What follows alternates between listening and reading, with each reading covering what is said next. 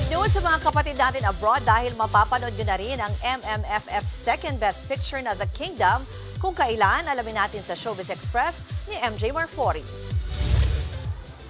Kasabay ng extension ng Metro Manila Film Festival, extended din ang cultural impact ng The Kingdom na pinagbibidahan ni Vic Soto at Piolo Pascual.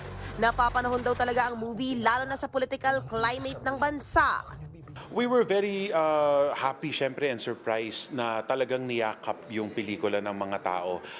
And that was one of the reasons why we really aimed to make the movie during this particular film fest because it's months away from elections.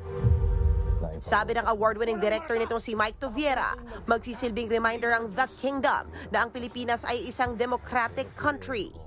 So we really wanted to remind people, so showing you a mirror image of the Philippines, please do not forget that we are not in a monarchy, we're in a democracy and the power is with the people. The power is with the vote. So tandaan po natin yan bago pumasok ang bagong taon.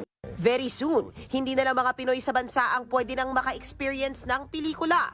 Inilabas na rin ang schedule ng The Kingdom abroad. January 16, mapapanood na ng mga kapatid natin sa UAE, Bahrain at Qatar ang pelikula. January 23 naman sa Singapore at January 31 sa USA and Canada.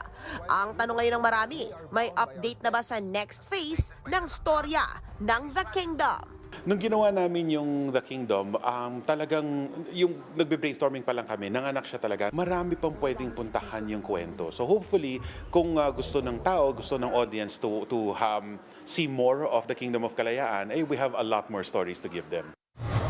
13 years single. Yan naman ang revelation ng isa pang bida ng Kingdom na si Papa Piolo Pascual sa vlog ni Tony Gonzaga. Pero wala pa man daw siyang love life. Bongga naman daw ang kanyang career. Hindi ko na alam yung love life eh. Napaisip ako doon. Love life ko talaga yung trabaho ko eh.